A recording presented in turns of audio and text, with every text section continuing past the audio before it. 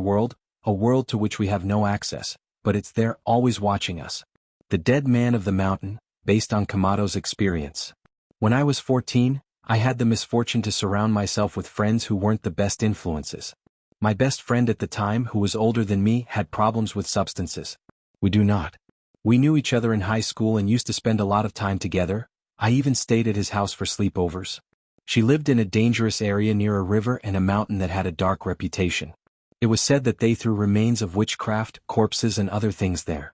To get to the house of the person who sold it, we used that mountain as a shortcut. I remember one night in particular that I will never forget. As we walked into the bush, we started joking about things going on in our homes as if we wanted to. I played down the importance of the fear that place gave us, but as soon as we entered, the atmosphere changed. It was as if the air was getting heavier and we clearly felt that something was walking behind us.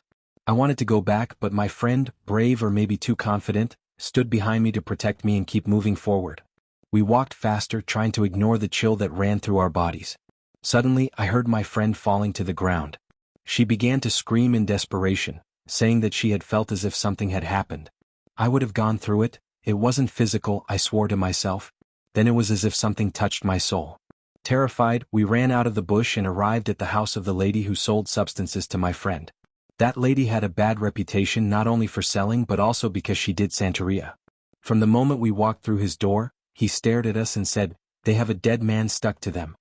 He explained to us that his spirit was angry, but we didn't think much of it and we quickly left there. From that day on, things began to. It got worse, especially for my friend. In his house we began to see the dead man. It was a shadowy figure that appeared in corners and peeked out of the windows. My friend started losing a lot of hair and her life quickly fell apart. Her parents divorced, her brother went to prison, and everything seemed to be going from bad to worse. Desperate, we returned to the lady. This time he read the letters to us and did a session that was chilling. He used meat as an offering so that he could talk to the dead. According to her, the spirit was furious because my friend had stepped on her body in the bush and said she would not rest until she saw it destroyed. The most shocking thing was that the lady refused to help. She said that everything my friend had was so strong that it could end in death and that she wouldn't mess with something like that. Since then, my friend's life has been a chain of tragedies. Today she has a daughter and works in very harsh conditions. As for me, I have not suffered as much as she has, but more than once I have seen the dead man. It's as if I'm watching from the shadows, especially when I left high school early. Not only have I seen it, but also family and friends who visit my house have commented on the strange figure that appears in the corners. Although I don't know who that person was in life or how he died, I imagine that it was something unfair and violent. Now I pray for him and for the souls because it must be terrible not to find rest. Appearing in La Rumorosa. This story was shared with me by Jorge, a driver who had a terrifying encounter on one of the most dangerous stretches in Mexico, La Rumorosa, located in Baja California. Most of us know that this road is not only known for its dangerous cliffs, but also for the many legends and accounts of apparitions that surround it, and this is one of those many stories. It was around 2 in the morning. Jorge and his wife Mariana were driving through La Rumorosa. They were coming from a family reunion in Ensenada and were in a hurry to get to Mexicali before dawn. When they entered the most dangerous area of the road, everything became strange. The road, normally crowded, was completely deserted and the darkness seemed thicker than usual, as if the night itself wanted to envelop them. As Jorge drove, he noticed thick fog begin to descend, blanketing the road. The temperature in the car dropped abruptly and Mariana, who until that moment had been dozing, moved from her seat. She had been awakened by the unusual cold in the environment. "George, I have a bad feeling," she said, looking out the window into the darkness. Jorge did not answer, but a sense of uneasiness settled in him suddenly. As it appeared out of nowhere, a figure appeared in the middle of the road.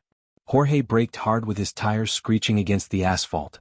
It was a woman. She was wearing a white dress that fluttered even though there was no wind. His pale, expressionless face was directed toward them.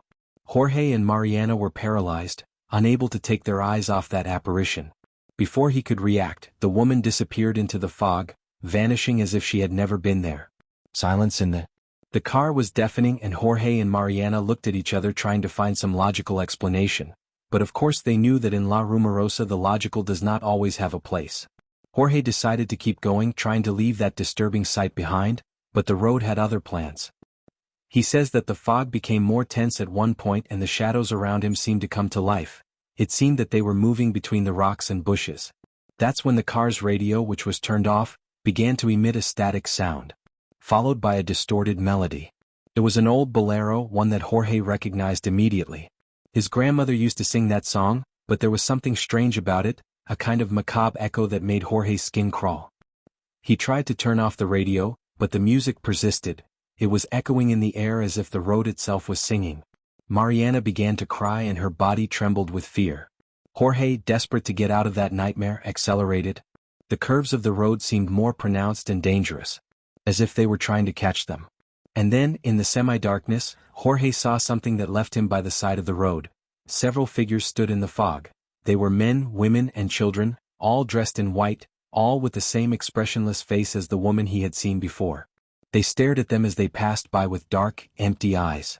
Jorge felt a chill run down his spine, as he knew that those supposed people were not really alive. With his heart about to burst, Jorge took a sharp turn. And the car lost control for a second, and when it looked like they were going to shoot off a cliff, the car came to a screeching halt, as if an invisible force had pushed it back onto the road. The sound of screeching tires faded and everything went silent. Jorge and Mariana stood still, breathing heavily. Fear still squeezed her breasts with trembling hands. Jorge looked around. The fog began to lift and the figures were no longer present, but when he looked at the roadside, he saw something he will never forget, a worn old wooden cross with the words, "Here rest the lost souls of La Rumorosa," these same ones engraved in a crude way. At his feet were withered flowers and extinguished candles. Jorge started the car carefully and decided to leave that cursed place as soon as possible. As he was walking away, a thought replayed in his mind. Why had they survived? No, what had saved them from falling off the cliff? From that night on, Jorge and Mariana never traveled through La Rumorosa again. During the night, and although years have passed since that meeting, they both feel that something on that road stayed with them, something that follows them in the shadows, reminding them of what they saw that night. So if you ever have to travel through La Rumorosa during the night, it is preferable that you think twice, because sometimes what is in the shadows of that road is better not to see it. How are you? I would like that if one day you decide to tell this story, it will be anonymously. I am a nurse in the city of Durango, Mexico, and in 2013 I joined They assigned a LIMS clinic to a community called Canatlan in Durango. During the first weeks, I noticed that a lady of approximately 45 years old brought her daughter, a young woman of 23, to the consultation. He did it very often. She always asked the doctor to send her back from Durango to Torreon for an evaluation, since her daughter was not getting better. The girl, of medium height and an alarmingly low weight, needed her mother's help even to walk. After seeing them, she went to the clinic about 6 times and I decided to talk. With the administrator, I asked why they didn't send her to a higher level of medical care. Her answer surprised me. The young woman had already been evaluated on multiple occasions in Torreon, Durango, and even in Guadalajara, and all the diagnoses coincided in the same thing. It did not seem to be any known disease. The situation intrigued me deeply, and despite the diagnoses, the young woman continued to get worse. He showed vomiting, dizziness, and constant diarrhea. He lost more than 20 kilos in a few months. Finally, with some regret, I suggested to the mother that she search. A friend of mine named Julia, a woman who had been a nurse before retiring, but was now known as the witch. His knowledge went beyond the scientific and his intuition had surprised me on several occasions. Julia agreed to help and was reunited with the mother and the young woman. Weeks of working together went by and one day Julia came to the clinic to tell me, "I'm going to help you, but this is not going to be easy." After that I didn't hear from them again for months. 6 months later, the latter's mother, daughter, and 3-year-old son returned. At the clinic, the healthy young Lucia had regained the weight and was now walking on her own. The mother thanked me and told me what happened. Julie had detected that someone close to her had buried the girl through a witchcraft ritual. During the day they toured cemeteries in the region, and on the 3rd day something strange happened. The young woman began to feel desperate, nauseous, and ended up vomiting a dark substance. Julia assured them that we were close. Guided by intuition, the young woman advanced a few steps until she stopped. I couldn't go on any longer, and Julia. He began to dig in the indicated place.